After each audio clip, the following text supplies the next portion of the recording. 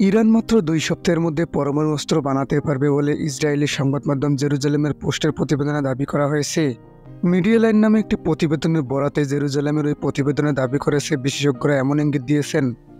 মূলত প্রতিবেদনে জাতিসংঘের পরমাণু নজরদারি সংস্থা ইন্টারন্যাশনাল অ্যাটমিক এনার্জি এজেন্সির প্রধান রাফায়েল গ্রোসির গত সপ্তাহে ইরান সফরের কথা তুলে ধরে প্রতিবেদনে এমনটি দাবি করা হয়েছে।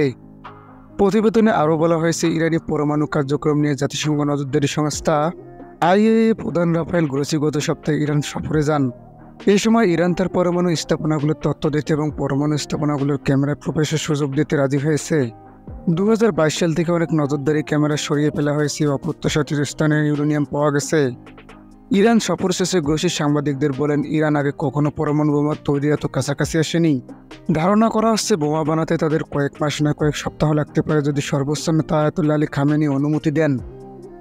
সাবেক মার্কিন প্রেসিডেন্ট ডোনাল্ড ট্রাম্প 2015 সালে ইরান ও যুক্তরাষ্ট্রের মধ্যকার পরমাণু চুক্তি বাতিল করেন। ওই চুক্তির আওতায় ইরান তার ইউরেনিয়াম মজুদ সীমিত করতে এবং ইউরেনিয়াম সমৃদ্ধ মাত্র 3.67% করতে রাজি হয়েছিল। পরমাণু বিদ্যুৎ কেন্দ্র পরিচালনা করতে ইউরেনিয়ামের এই মাত্রা পর্যন্ত সমৃদ্ধ করতে হয়।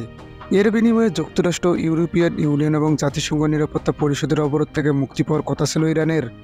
পরমাণু চুক্তি থেকে যুক্তরাষ্ট্র নিজেকে প্রত্যাহার করে নেওয়ার ফলে ইরানের পরমাণু পরিকল্পনা বন্ধ হয়নি, বরং তেহরান এটিকে সুযোগ হিসেবে কাজে লাগায়।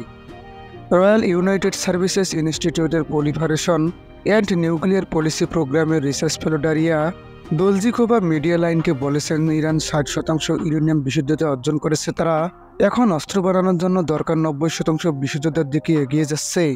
তবে ইরানি সরকার বারবার বলে আসছে পরমাণু অস্ত্র বানানোর কোনো ইচ্ছা নেই তাদের। ওই প্রতিবেদনে দাবি করা হয়, খামেনির উপদেষ্টা কামাল খারাজি সম্প্রতি আল জাজিরাকে দেওয়া সাক্ষাৎকারে বলেছেন, ইহুদিবাদী ইসরায়েল যদি আমাদের পরমাণু স্থাপনাগুলোতে হামলা চালায় আমাদের অবস্থান বদলে যাবে। আমাদের পরমাণু অস্ত্র বানানোর সক্ষমতা আছে, আমরা ভবিষ্যতে নিজেদের রক্ষার জন্য এগুলো ব্যবহার করতে পারি।